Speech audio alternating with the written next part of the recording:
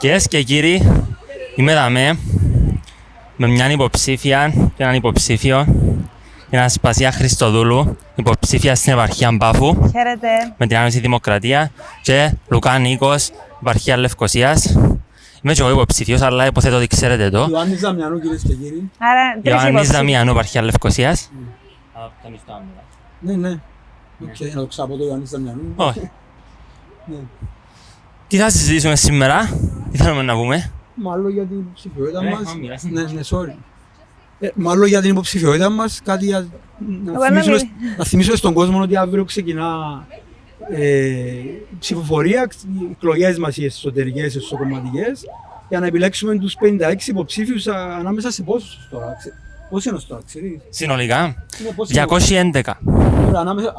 Άρα ανάμεσα στους 211 να επιλέξουν τους 56 που να μπουν στα ψηφοδέλτια μας, ανάλογα με τις επαρχίες. Και πότε ξεκινάει η ψηφοφορία αυτή. Ακριβώς την ώρα ξεκινάει, ξέρεις. Κανονικά πιστεύω μεσάνυχτα. Αλλά δεν είμαι σίγουρος. Αν είναι πολύ λάθος. Ναι. Ναι, νομίζω μεσάνυχτα. Ναι. Μεσάνυχτα και τελειώνει Σάββατο μεσάνυχτα. Άρα σε μερικές ώρες, παιδιά, ξεκινάτε να ψηφίζετε, παιδιά. Άντε ρε Γιάννη, ανάλαβε τα ενία του... Εντάξει. Δεν είδα η Όχι, αλήθεια. περίμενε, σε μερικές ώρες ψηφίζετε, γιατί να φύγει, οπότε φύγει. Ναι, να Με κόψε. ψηφίζετε, ναι. Τέλος πάντων. Άρα λογικά... Ψηφίζετε που τα σήμερα. Τέλος πάντων. Ναι. Για να είμαι ειλικρινής, δεν είχα καθόλου χρόνο να παρακολουθήσω το podcast σου ή γενικά σε πιο πολύ βάθος το ποια είσαι. Εβούρουν να κάνω τα δικά μου. Καταλαβαίνω. Αλλά ξέρω ότι ασχολείσαι με το θέμα της ενέργειας. Οπότε, Μάλιστα. αν θέλεις να μας πεις εσύ, ενδιαφέρομαι να μάθω για την ενέργεια. Η ενέργεια έχουμε και ήλιο σήμερα, πιο πολλές μέρες του χρόνου. Μέσα από τα τρία θέματα που είπα ότι με ενδιαφέρουν, έναν είναι η ενέργεια, σωστά. Βασικά, πιστεύω ότι σαν νησί του ήλιου που είμαστε, έπρεπε να έχουμε ενέργεια, πράσινη ενέργεια όλη τη διάρκεια του χρόνου και να εκμεταλλευτούμε τις τεχνολογίες που υπάρχουν αυτή τη στιγμή για να μπορούμε να παράγουμε την ενέργεια μας ήδη και να μπορούμε να χρησιμοποιούμε τον ήλιο για να το έχουμε τούτο. Αντί να πληρώνουμε κάθε χρόνο τόσα πολλά λεφτά και εκατομμύρια να πληρώνουμε penalties για να δώσουμε στον οποιοδήποτε που θέλει να χάνω το. 530 εκατομμύρια. 570 εκατομμύρια από το 2017 ως τον Οκτώβριο του 2022 επλήρωσε η Κυπριακή Δημοκρατία για το consumption της ενέργειας, της κατανάλωσης ενέργειας βασικά. Του ρεύματος. Ποιες είναι οι τεχνολογίες που λες ότι έχουμε διαθέτουμε που πρέπει να χρησιμοποιήσουμε. Ξέρω ότι υπάρχουν τεχνολογίες. Καταρχήν, έχουμε τα φωτοβολταϊκά στην Κύπρο. Διαφημίζαν το για πάρα πολλά χρόνια στην κυβέρνηση. Βάρτε φωτοβολταϊκά. Είναι υποχρεωτικό πλέον, λόγω του επαγγέλματος μου, ξέρω, είμαι πολιτικός μηχανικός. Υποχρεώνεσαι μέσω όλων των αδειών για να πιάσεις άδεια ότι πρέπει να είναι ενεργειακής απόδοσης Α, κατηγορίας Α ο χώρος, το σπίτι που κάνεις ή το διαμέρισμα σου. Οπότε στην ουσία υποχρεώνεις η κυβέρνηση να παράγεις ενέργεια. Δυστυχώς όμως σήμερα, όπως μιλούμε σήμερα, δεν μπορείς να παράγεις την ενέργεια καθ' όλη τη διάρκεια της μέρας, γιατί δεν υπάρχει το capacity λόγω των grids. Τα grids δεν υπάρχουν, δεν υπάρχει capacity μέσα στα grids.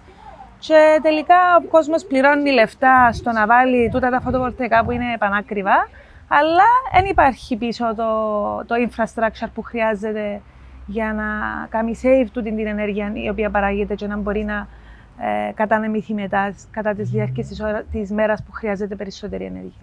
Οπότε θεωρώ τούτο το πράγμα ότι είναι λίγο λάθος.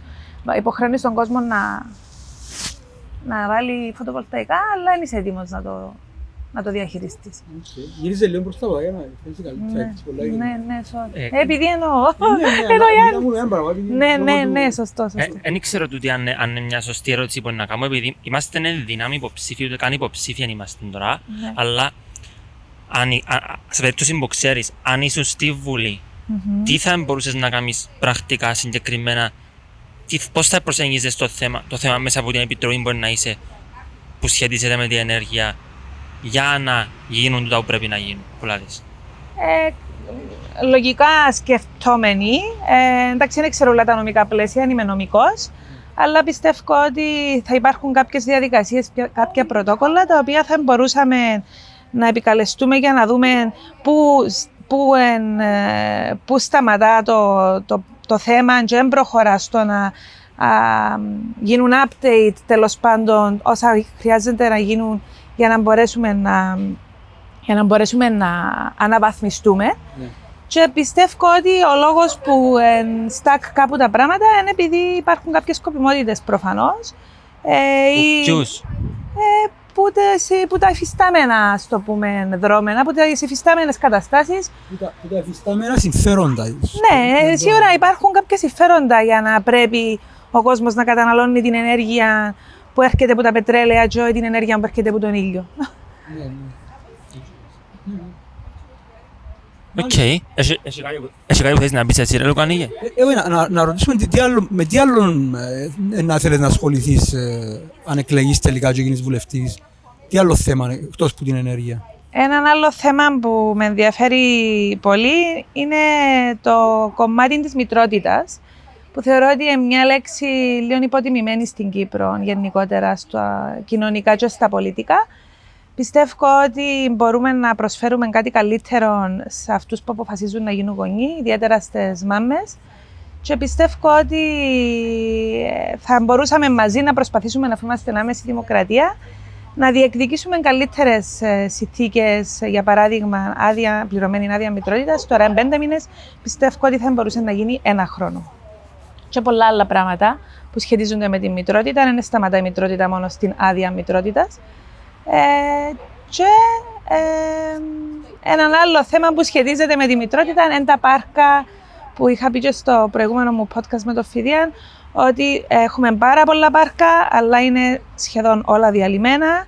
Θα μπορούσε να είναι πιο λίγα πάρκα και να είναι πιο περιποιημένα, να τα προσέχουμε, να μπορεί ο κόσμος να τα απολαμβάνει και να τα εκμεταλλεύεται. Τον άκουσα. Για τη μητρότητα, τι προτείνεις ακριβώς δηλαδή? Για τη μητρότητα πάλι πρέπει να ελέγξουμε τι μπορεί να είναι εφικτό, σε ποιο βάθος χρόνου, πρέπει να μπουν χρονοδιαγράμματα, κόστος κτλ. Αλλά πιστεύω ότι για αρχή ένας χρόνος πληρωμένης άδειας μητρότητας πρέπει να είναι και χτυμένο της κάθε μάνας που αποφασίζει να γίνει μάνα, να φέρει στον κόσμο έναν παιδί. Σε άλλες χώρες ξέρουμε το πόσος είναι ο χρόνος τούτος, δηλαδή αν είναι ένας χρόνος ή και παραπάνω? Ναι, στη Γερμανία, από όσο ξέρω, είναι ένας χρόνος full πληρωμένης άδειας. Στην Κύπρο είναι 5 μήνες 75% πληρωμένης άδειας. Δηλαδή, τιμωρούμε γιατί είμαι μάμα και έμπαινω δουλειά και πληρώνουμε μόνο το 75% του μισθού μου. Και ξέρω ότι δικαιούσε στη Γερμανία να πιάσεις ακόμα 2 χρόνια απλήρωτης άδειας χωρίς να χάσεις τη δουλειά σου. Και στη Γαλλία νομίζω είναι 1 χρόνο, αν δεν κάνω λάθος, και στην Ισπανία, αν δεν κάνω λάθος, σε 2 χρόνια. Τούτο σχετίζεται και με την υπογεννητικότητα, γιατί είναι ένας παράγοντας που κάνει τον άλλον να σκέφτεται ότι αν κάνω κοπελούιντι, γιατί να μπορώ να φύγω από τη δουλειά μου, να τα βγάλω πέρα, οπότε λαλούμε ότι θέλουμε να μειωθεί η υπογεννητικότητα, αλλά δεν κάνουμε κάτι για να βοηθήσουμε, να δημιουργήσουμε το περιβάλλον γύρω από μια οικογένεια για να μπορεί να κάνει παραπάνω παιδιά. Ναι, χρειάζεται υποστήριξη. Δεν μπορείς απλά να πεις κάνω οικογένεια και να περιμένεις ότι η ζωή σου είναι να κυλά κανονικά χωρίς την υποστήριξη. Δεν ζούμε πριν 50 χρόνια που ίσως υπήρχε παραπάνω υποστηρικτικό περιβάλλον που το περίγυρο, που την οικογένεια, ήταν διαφορετικό το culture, ας το πούμε. Πλέον ο κόσμος κάνει παιδιά σε πιο μετά ηλικία, σε πιο μεγάλες ηλικίες, και δεν μπορείς να στηρίζεσαι και να υποχρεώνεις κάποιους άλλους που τον περίγυρο σου ότι να σου μεγαλώσουν το κοπελούδι σου γιατί εσύ αποφάσισες να κάνεις. Και επίσης είναι ένας λόγος ανασταλτικός παράγοντας, άμα ξέρω ότι δεν έχω καλά conditions στο να κάνω οικογένεια, να σκεφτείς 1 και 2 και 3 φορές, γιατί είναι και το κόστος να κάνεις οικογένεια, δεν είναι μόνο και ο χρόνος και το κόστος, και αφού θέλουμε να μεγαλώνουμε συνειδητούς ενήλικες, πρέπει να έχουμε και το χρόνο να το κάνουμε τούτο. Είμαστε μαζί σου. Πάντως, γενικά, θεωρούμε δεδομένο ότι είναι οι παππούς και οι αγιάς που να αναλάβουν τα μωρά. Η κοινωνία μας δεν θεωρεί δεδομένο ότι υπάρχουν. Ναι. Αν ελαλούσαμε ότι βγάλουμε τους που είναι εξίσωση και τα πλάσματα να ζήσουν, ξέρω εγώ, να πιάνουν τη σύνταξη, να ταξιδέψουν, να κάνουν τη ζωή τους, πώς θα μεγαλώναμε τα μωρά μας εμείς. Πες ότι βγάλεις τους που την εξίσωση, τους παππούες και γιαγιάδες. Τι είναι να γίνεται. Με ενταντάδες. Δηλαδή, θεωρούμε δεδομένο ότι τα πλάσματα όταν τελειώσουν να συνταξιοδοτηθούν, ξέρω εγώ, να ασχολούν με την γωνιά τους. Μας μερεύουν. Δεν θα μπορούσε να σταθεί το πράγμα χωρίς τούτους, ας πούμε. Ναι, ισχύει. Έτσι είναι η Κύπρος. Εντάξει, υπάρχει και ένα saying που λέει You need a village to raise a child. Ισχύει, χρειάζεσαι ένα χορκό για να μεγαλώσεις έναν παιδί, αλλά δεν και σημαίνει ότι επειδή χρειάζεσαι το χορκό να πρέπει να στηρίζεσαι. Το χορκό του τη στιγμή στη σύγχρονη κοινωνία πρέπει να είναι η πολιτεία. Ναι, το welfare. Ναι, χρειάζεται. Στη φύση του ανθρώπου δεν είναι το μωρό να το μεγαλώνει και ο πλάσματος και κάνει παπάτσι μαμά. Συνήθως είναι όλη η κοινότητα. Μια κοινωνία, μια μικρή κοινωνία. Ναι, να δούμε και τους κοινικούς τρόπους συλλέξεις που ασχολούνται πάντα για κάποιο λόγο. Εν και πολλοί ασχολούνται με τα δικά τους τα μωρά. Τα μωρά είναι ούλων περίπου. Ναι. Και πρέπει να έχουν επιδράσεις που παντού, που πολλούς διάφορους. Εν το λεγόμενο άλλο parenting. Σαν να υπάρχουν άλλοι μισογονείς. Κάμε το spell, το... Άλλο parenting, που τη λέξη είναι άλλο το ελληνικό και parent, δηλαδή άλλους parents. Άλλο parenting λέγεται. Ότι τα μωρά μεγαλώνουν τους η κοινότητα, μεγαλώνουν τα κοινότητα και μεγαλώνουν και μαζί. Παίζουν με τα άλλα μωρά. Εμείς δεν το έχουμε δυστυχώς. Δηλαδή, όπως είναι η Κασάρα, η πολιτεία πρέπει να βρει τώρα να το υποταστήσει, διότι εν τούτος ο φυσικός τρόπος που μεγαλώνουν τα μωρά. Μέσα σε έναν περιβάλλον με πολλούς ενήλικους και πολλά μωρά διαφόρων ηλικιών, τα μητσά δείχνουν στα μεγαλύτερα, τα μεγαλύτερα μαθαίνουν από τους μικρούς ενήλικες, οι μικροί ενήλικες που είναι μεγάλους. Υπάρχει μια λυσίδα και επειδή χάθηκε το πράγμα, πρέπει η πολιτεία να βρεθεί ένας τρόπος. Δεν ξέρω, ίσως με ολοήμερα σχολεία, ίσως με... Τούτο σχετίζεται και με την παιδεία και συζητάω και με τον Λαούρη στο podcast που ο Λαούρης είπε ότι όπως είναι η εκπαίδευση τώρα, είναι κατά ηλικίες, κατά μάθημα κλπ. Είναι παράλογο το πράγμα. Να μάθεις μόνο που τον συνομήλικο σου και όχι την ίδια χρονιά με σένα. Εγώ μάθα τόσα πολλά από τον Λουκάνικο μου άλλη χρονιά, τόσα πολλά από σένα που είσαστε άλλη γενιά, ας πούμε. Παράλογο. Όχι, τα μωρά είναι καμωμένα με τέτοιον τρόπο, πλασμένα με τέτοιον τρόπο, ώστε να μαθαίνουν που τα άλλα τα μωρά που είναι λίγο πιο μεγάλα τους. Δηλαδή θαυμάζουν τους και τούτο βοηθά και τους μεγαλύτερους να ασχολούνται με μητσότερους τους. Τούτο που κάνουμε, βάλουμε τα κοπελούθια όλα της ίδιας ηλικίας σε μια τάξη, να είναι όλοι η ίδια ηλικία.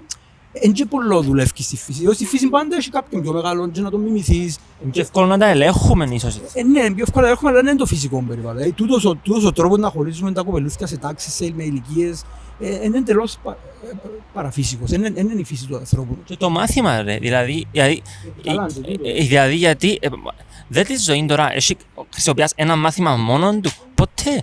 Ασχολούμαστε με ένα project. Ακόμα και το project του να ασχοληθείς με την πολιτική, πόσα θέματα μπλέκουν με ένα πράγμα, ούλα. Δηλαδή, γιατί μόνο μαθηματικά. Κάμε ένα project που να χρησιμοποιήσεις επικοινωνία, μαθηματικά, φυσική, βιολογία, νέα ελληνικά, να το επικοινωνήσεις. Τόσα θέματα. Εντάξει, γενικά ότι το σχολείο τρως του δουλεύει και είναι ο φυσικός τρόπος που μαθαίνουμε. Δεν μαθαίνεις ποτέ έτσι. Μαθαίνεις μόνο άμα έχεις περιέργεια.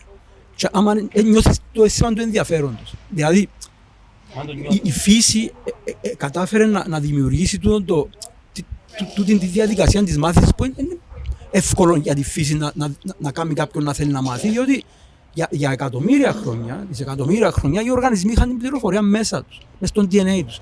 Εμάς η φύση έκαμε με τέτοιον τρόπο ώστε να γεννιούμαστε με λίγες πληροφορίες. Γι' αυτό τα μωρά μας είναι τα πιο παλαβά μωρά στο βασίλειο της φύσης. Τα παραπάνω μωρά μόλις γίνονται βουρούν, τρώσει. Εμάς τα δικά μας πρέπει να περάσουν 4-5 χρόνια αρκέψουν να τα κάνουν τα ούλα, διότι η φύση έκαμε τον άνθρωπο, τον Homo sapiens, off-chair, για να πιάει τις πληροφορίες του τόπου που ζει. Γι' αυτό δεν μπορέσαμε και εξαπλωθήκαμε σε όλον τον πλανήτη. Άρα, και πώς το κατάφερε η φύση, δημιούργησε τη διαδικασία της περιέργειας και του ενδιαφέροντος.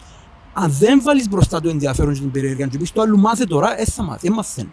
Να σου πω το παράδοξο, το που είπες ότι κάνουν, τα μωρά μας γίνονται 4-5 χρόνια αρκεψούν να κάνουν τούτα που είναι το φυσικό, το φυσιολογικό. Ναι.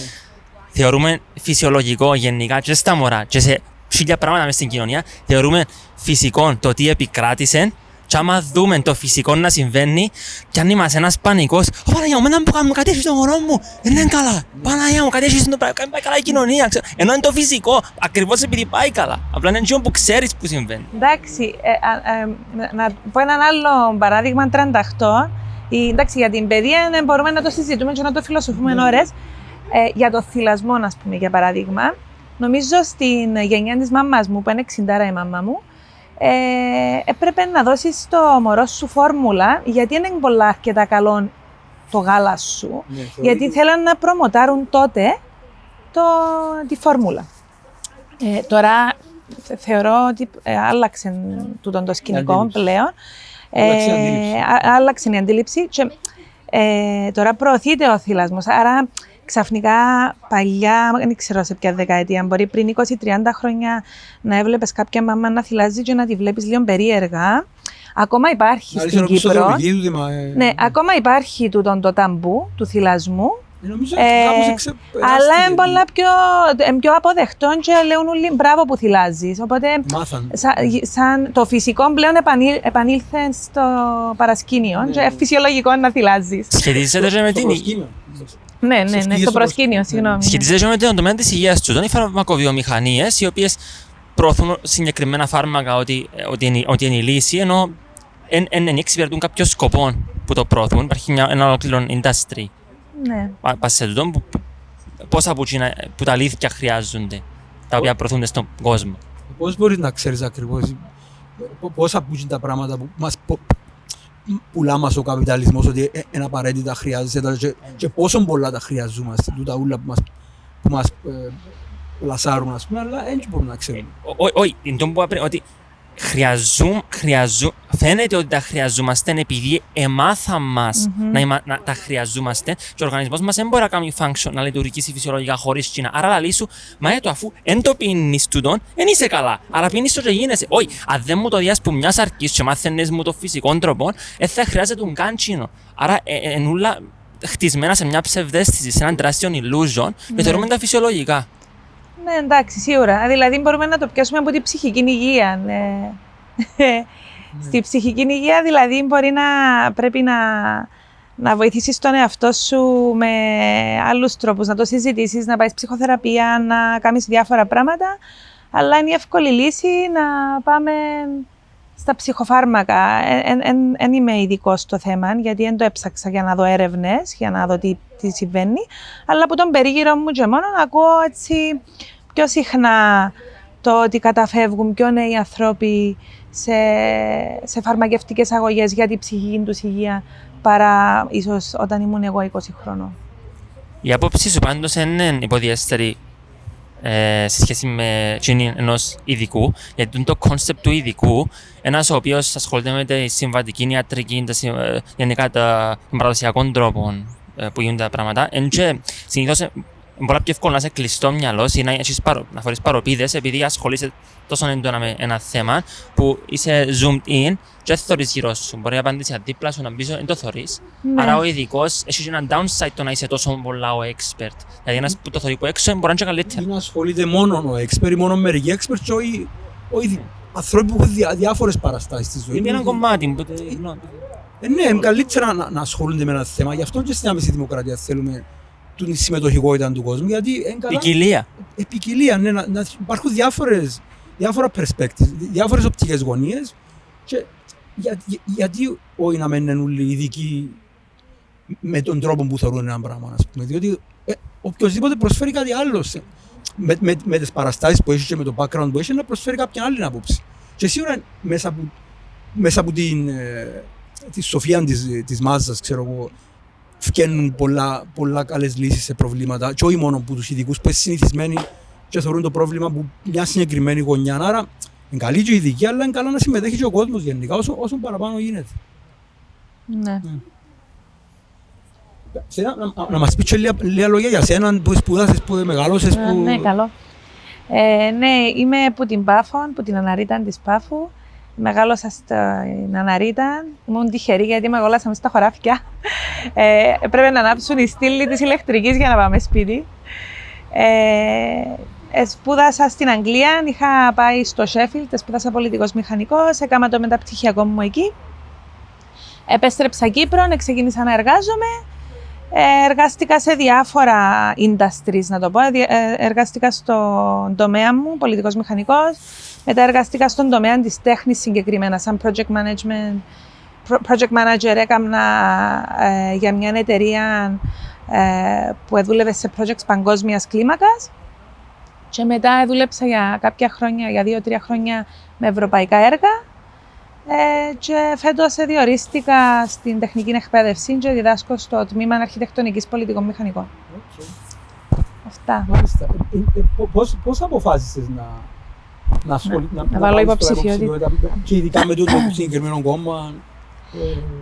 Εντάξει, πάντα από μικρή, επειδή ο πατέρας μου ασχολείται πάντα με την πολιτική, θέλοντας και εμείς, παρακολουθούσα κι εγώ.